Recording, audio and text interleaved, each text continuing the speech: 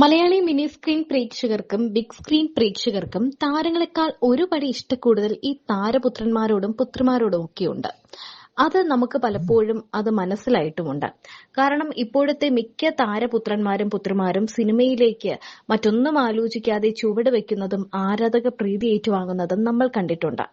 മിക്ക സീരിയൽ താരങ്ങളുടെയും മക്കൾ ഇപ്പോൾ സിനിമയിൽ തിളങ്ങുകയാണ്. മലയാളി മിനി സ്ക്രീൻ പ്രേക്ഷകർക്കും ബിഗ് സ്ക്രീൻ പ്രേക്ഷകർക്കും ഒരുപോലെ ഇഷ്ടമുള്ള താരമാണ് ജയറാം. ജയറാമിനെയും പാർവതിയും മലയാളികൾക്ക് വലിയ ഇഷ്ടമാണ്. അപ്പോൾ പിന്നെ ആ ഇഷ്ടം അവരുടെ മക്കളോടും ഉണ്ടാവുമല്ലോ. ഇവരുടെ മക്കളായ കാളിദാസ് ജയറാമിനോടും മാളവിക ജയറാമിനോടും എല്ലാവർക്കും സ്നേഹമാണ്. കാളിദാസ് സിനിമയിലേക്ക് തന്നെ എത്തിയെങ്കിലും മാളവിക സിനിമയിലേക്ക് വന്നില്ല. മലയാളികളുടെ പ്രിയ താരമാണ് ജയറാം. താരത്തിന്റെയും കുടുംബത്തിന്റെയും വിശേഷങ്ങൾ വാർത്തകളിൽ ഇടം നേടാറുണ്ട്. ഇപ്പോഴിതാ മലയാള സിനിമയിലെ യുവനടന്മാരെക്കുറിച്ച് മാളവിക ജയറാമിന്റെ വാക്കുകളാണ് ചർച്ചയാകുന്നത്. മലയാള സിനിമയിലെ യുവനടന്മാരായ ദുൽഖർ സൽമാൻ, ഫഹദ് ഫാസിൽ, പ്രണവ് എന്നിവരെക്കുറിച്ചാണ് മാളവിക മനസ്സ് തുറന്നത്. സാധാരണ അഭിമുഖങ്ങളിൽ കാണുന്ന ഒരാളല്ല ഫഹദ് ഫാസിൽ. എല്ലാവരെയും കളിയാക്കുന്ന വളരെ ഫണ്ണായിട്ടുള്ള വ്യക്തിയാണ് ഫഹദ് ഫാസിൽ. ഫിൽറ്റർ ഇല്ലാത്ത ഒരാളായിട്ടാണ് പ്രണവിന് തോന്നിയിട്ടുള്ളതെന്നും മാളവിക പറഞ്ഞു. ഒരു ഓൺലൈൻ ചാനലിന് നൽകിയ അഭിമുഖത്തിലാണ് മാളവിക തുറന്നു സംസാരിച്ചത്. എന്റെ അറിവിൽ ഫഹദ് ഫാസിൽ ഒരുപാട് ലെയേഴ്സ് ഉള്ള ഒരാളാണ്. ഇന്റർവ്യൂസിൽ കാണുന്ന പോലെയുള്ള ഒരാളല്ല. അടുത്തറിയാൻ ഒരു അവസരം കിട്ടുകയാണെങ്കിൽ നിങ്ങൾക്ക് മനസ്സിലാകും ആൾ അടിപൊളിയാണെന്ന്. ഭയങ്കര ഫണ്ണാണ്. ഇന്റർവ്യൂസിലൊക്കെ കുറച്ചൊക്കെ സൈലന്റായി സംസാരിക്കും. നമ്മളെയൊക്കെ കളിയാക്കുന്ന ഒരു ടൈപ്പാണ്. ദുൽഖർ സൽമാനെ പണ്ട് പരിചയപ്പെട്ടതാ. ഭയങ്കര ക്ലോസ് ആയിട്ടൊന്നും അറിയില്ല, പക്ഷെ ഭയങ്കര ക്യൂട്ടാണ്. ഞാൻ എല്ലായിടത്തും പറഞ്ഞിട്ടുണ്ട് എനിക്ക് എന്തെങ്കിലും ഒരിക്കൽ ദുൽഖറിനൊപ്പം ഒരു റൊമാൻറ്റിക് സിനിമ മുഴുവനായി കൂടെ ചെയ്യണമെന്ന്. എനിക്ക് കൂടെ അഭിനയിക്കണമെന്ന് ആഗ്രഹമുള്ള നടന്മാരിൽ ഒരാളാണ് ദുൽഖർ. പ്രണവ് മോഹൻലാൽ ഫിൽറ്റർ ഇല്ലാത്ത ഒരാളായിട്ടാണ് തോന്നിയിട്ടുള്ളത്. അവർ ഇവിടെ ചെന്നൈയിൽ താമസിച്ചിരുന്നപ്പോഴുള്ള പരിചയമാണ്.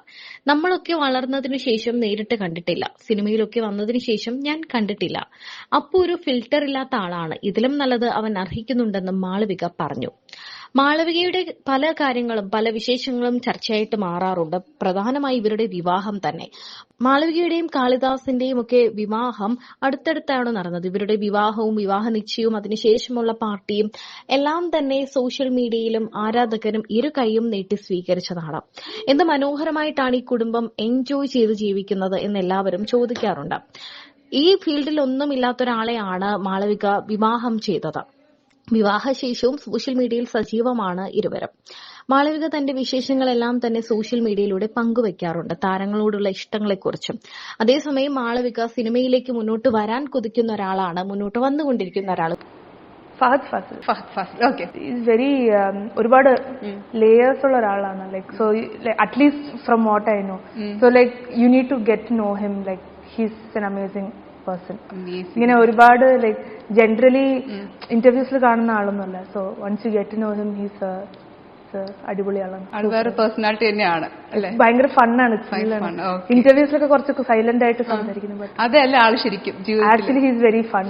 ഓക്കെ, പടത്തെടുത്തോളൂ. ലൈക് ഭയങ്കര വെരി നമ്മളൊക്കെ ഭയങ്കര കളിയാക്കുന്ന ടൈപ്പാണ്. ദുൽഖർ സൽമാൻ പണ്ട് പരിചയപ്പെട്ടത്. സോ അങ്ങനെ ക്ലോസ് ആയിട്ട് അറിയില്ല. But very very cute. I really like. ഞാൻ എല്ലായിടത്തും പറഞ്ഞിട്ടുണ്ട് like I like to do a full blown romantic film some day. Definitely one of the heroes I'd like to work. എല്ലാ ആക്ടേഴ്സിന്റെ എല്ലാവരുടെയും ആഗ്രഹമാണ് അല്ലേ ദുൽഖറിനോട് അഭിനയിക്കുന്നത്. അതെ, ഇത് നിങ്ങൾ എന്നെ പ്ലാൻ ചെയ്തിട്ടതല്ലേ? എന്താ ഉണ്ണിമൂന്നൻ ഇവിടെ പത്താനും പറഞ്ഞോളൂ. ഉണ്ണിമൂന്നനെ സൂപ്പർമാൻ. മലയാളത്തിന്റെ സൂപ്പർമാൻ. ഓ, ഞാൻ സൂപ്പർമാൻ എന്നാ വിളിക്കുന്നത്. അപ്പൊ സൂപ്പർമാൻ ആണോ? അല്ല അല്ല, ഞാൻ സൂപ്പർമാൻ അല്ല. ഞാൻ സൂപ്പറാ, പുള്ളി സൂപ്പറാണ്. But I call him Malayalam Superman. He's also one of my really good friends. ഇത് കിട്ടണം ഞാൻ ആഗ്രഹിച്ചു, കിട്ടിയില്ലേ? സന്തോഷായി. ഇനി തംബ്നെയിലും കൂടെ ഇട്ടോ. എനിക്കിനി സമാധാനത്തോടെ കിടന്നുറങ്ങാം.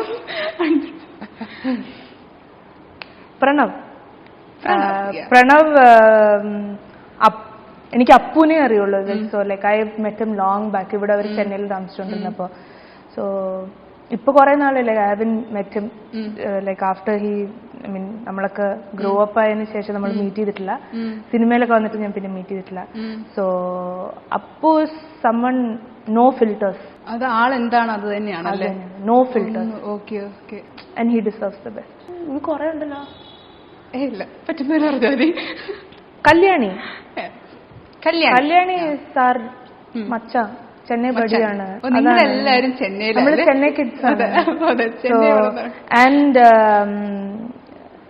കല്യാണി ഡിഡ് മറ്റേ വരണ ആശ്രമമുള്ള റോള് കല്യാണിക്ക് പോയത് ഐ എം വെരി ഹാപ്പി.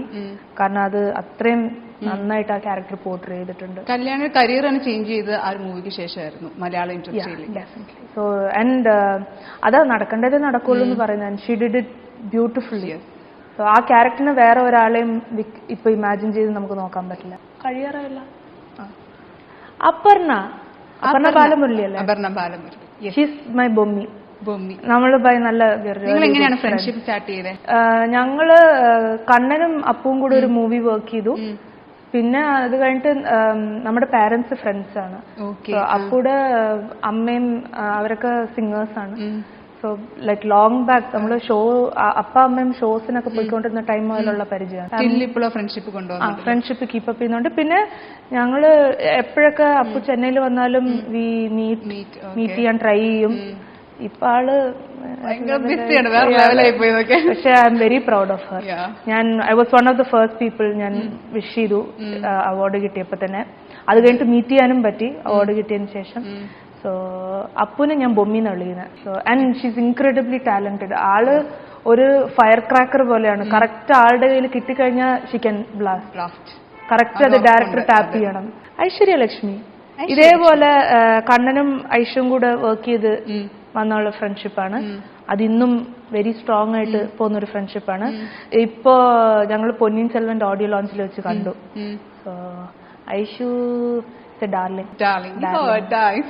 ശരിക്കും ഡാർലിംഗ് ആണ്. അതാണ് കമന്റ്.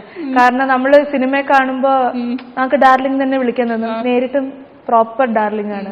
പൊന്നിയിൻ സെൽവയിൽ അഭിനയിച്ചെന്നൊരു ഗോസിപ്പ് കേട്ടല്ലോ, ശരിയാണോ? ഒട്ടുമല്ല. I mean, I wish, but